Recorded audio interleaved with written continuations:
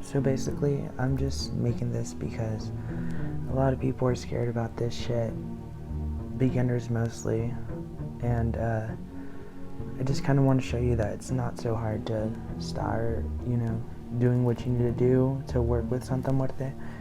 And yeah, I just want to start off by saying this is based on my own personal experiences, and I mean, I got a lot of information from other people, so you should really go around and, ask around, do your research, do all that stuff. But a little background, she's been around since like the pre-Hispanic era, and even way before that, since the dawn of man. Excuse them coughing. But recently, thanks to Catholic culture, she's known as La Santa Muerte, and also, they want to paint her as the number one enemy of the church, which is completely not true. That's some whole other stuff that we can touch on some other time. But the point is, she is been more accepted recently. She's people can openly admire her now, and that's A+ Mexico, A+ everyone else. Thank you. She gets a bad rap because of people that usually end up falling into her category, and that's usually most of us that don't have a place in society. But literally, it does not matter where you come from, what you're doing, how you're doing. She will open up her arms and she will take you in, no matter where you've been, no matter what you've done. And that's what I really find endearing, is that she don't judge. She don't. That being said, though, working with her is one of the craziest things I've ever done. It's a really intense, I cannot stress this enough. It's an intense experience. So before, you dive in and stuff like that, I really would recommend looking up more information, talking to everyone else. Everyone here is cool. We're all cool as hell. And just making sure you want to take the plunge, because oh boy, it is a roller coaster ride, but that doesn't mean it's a bad roller coaster ride.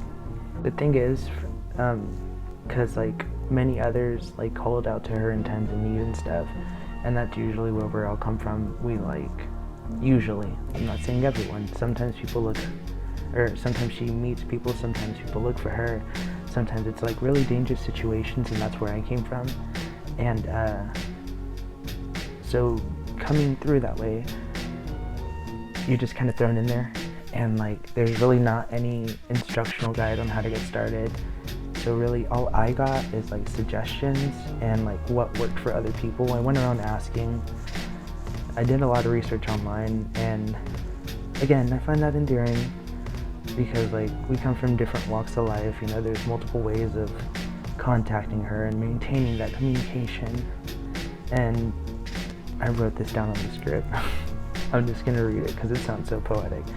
If you're like me and come from the Catholic side of things, La Santa Muerte is taking a detour and finding out you like the scenic route better than the traditional way of getting to your destination. But if you come from any other spiritual background, she's like a DLC in the way that she supplements your workings and daily life rituals. So you don't have to forsake anything. You don't have to cut off your arm or anything to work with her. You're inviting her to be a part of your life and help you work on what you already got going on. And dude, there's nothing you can't do. It's just an awesome feeling to build upon that foundation you already have. So that being said, one of the questions that somebody asked me is the difference in daily practice or building a relationship with her versus actually doing work with her. And this could be completely off, but this is how I understand it, at least, or I try to. So building a relationship with her to me is more so the everyday aspect of having her in my life, the little things that we share and the many conversations we share, or just even the moments, I don't just talk to her when I'm in dire need or anything, or when I'm absolutely sad, or I don't just talk to her those times. I always do, and that's what I really like to do. Just sharing a cup of tea, or I don't know, I used to smoke cigarettes with her, stuff like that. Just little stuff like that. Just keep it on maintaining that communication back and forth, like letting her know you're not forgetting about her, you're not doing anything like that. But that being said, if it's like one of your first times, you shouldn't just like automatically assume you're cool. Like, it takes a minute for you to like actually get to that point. I know it took me a minute to get to that point, because at first it was all formal and it was like, yes ma'am, no ma'am type deal. But like after a minute, I got more relaxed, I got more casual, and I felt more comfortable like being a little more relaxed around her. And you'll notice, sorry, I have like heartburn, you'll notice it's definitely different.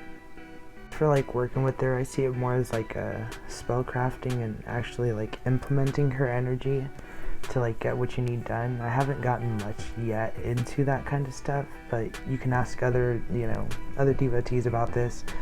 But working with her for me requires writing a lot of stuff down and like asking for her blessings, receiving them, stuff like that. Just remember that you are a conduit for energy, and that thoughts, belief, and faith, they're all very powerful tools when you know how to work it, when you know how to direct that energy and focus and like actually implement it. But as for all that stuff, that's how I work it. I'm still learning too, let me say again.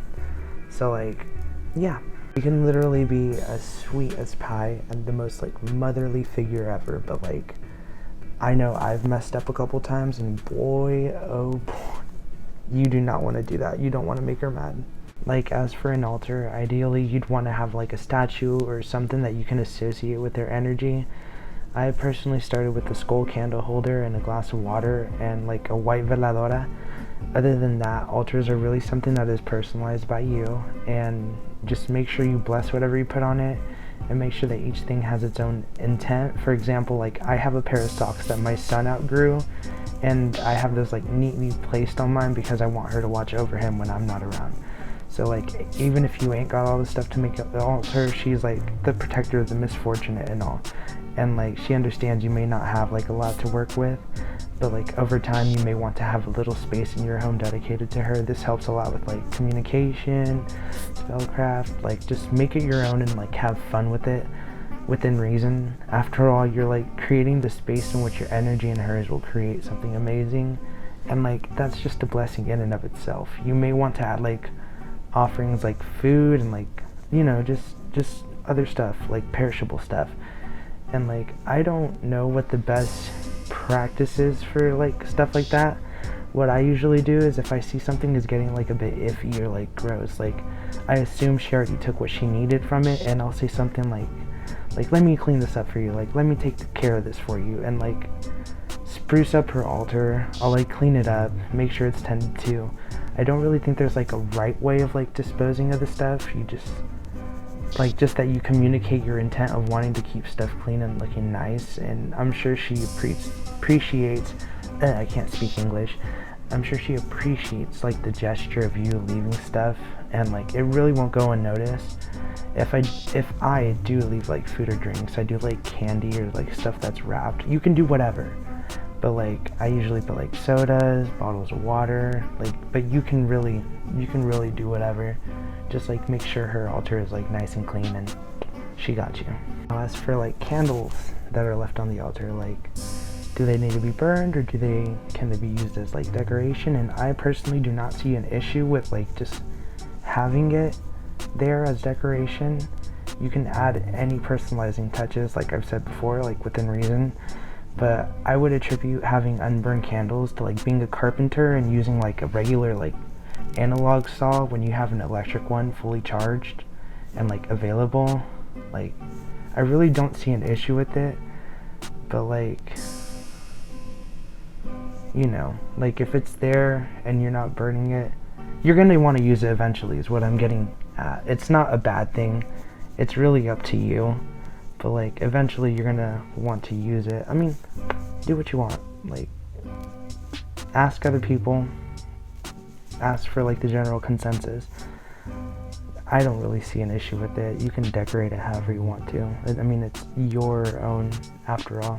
So like, I was asked if there's any rules or best practices around the fixed aspect of a statue or something like that, like the colors essentially.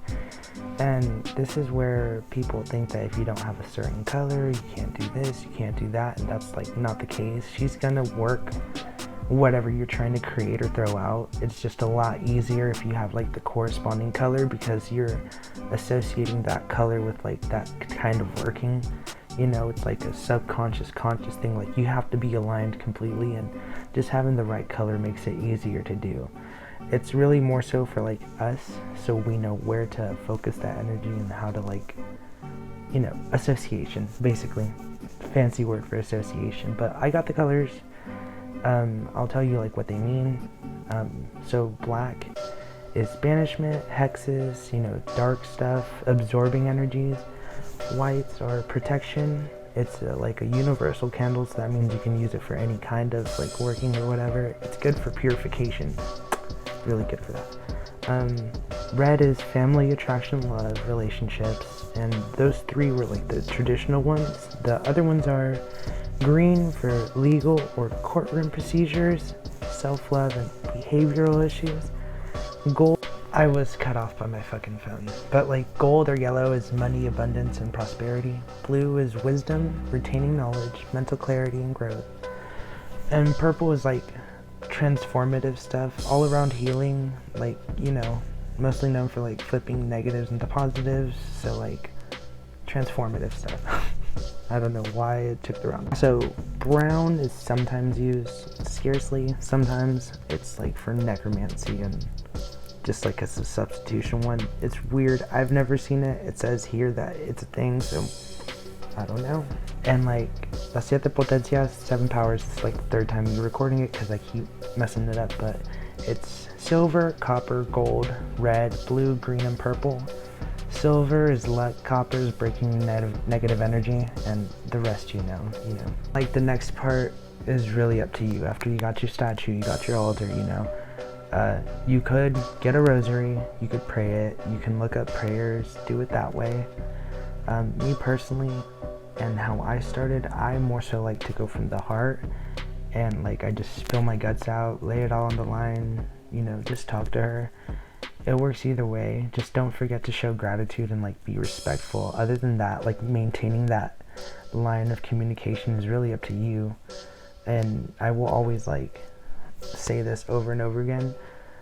I don't always do it through bad times. Like, so like when I wake up, I'm like, thank you for letting me wake up. Or like, thank you for letting me have a good day. Thank you for this. Thank you for that. Like, I just talk to her, and that's really it.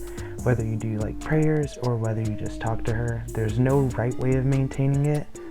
Just as long as you try to have a bond with La Madrina, like, just be respectful. That's it. All you gotta do is play nice, and she'll play nice too. So like, that was really it. I might have messed up a few things, but this is my first video, and like, honestly, I'm a bit scared. I'm a bit nervous. I really don't do this shit. It was just how to like get started. Essentially, it was just because I seen a lot of people like afraid almost like to like mess with her, and rightly so. You should be if like you're like being rude and shit. Like if you're just like going in there with like a kick ass and don't even like research and stuff. But like, I just want to show you that it's not that hard, and really like you just gotta do your stuff, look it up, and just like be a good devotee, just like be a good person, be nice, and that's it. That's really it. I just wanted to give a little like how to start doing this shit, how to start doing that shit from my personal experience. You can go around and ask everyone else, but this is just from my point of view, and it may not be right. I may be wrong on some things. I don't know. I did research. I present research, and there you go. Anyways, I hope y'all have a good night, and thank you for listening to my blabbering. Okay, it's highly advisable you go like, hi Billie Eilish. It's advisable you go and just talk to the community, just talk to people, and get different sources of views. Just go out there, squirt, go do that stuff. Be sociable, even though you don't want to be, because that's what I'm doing right now. Yeah. Anyways.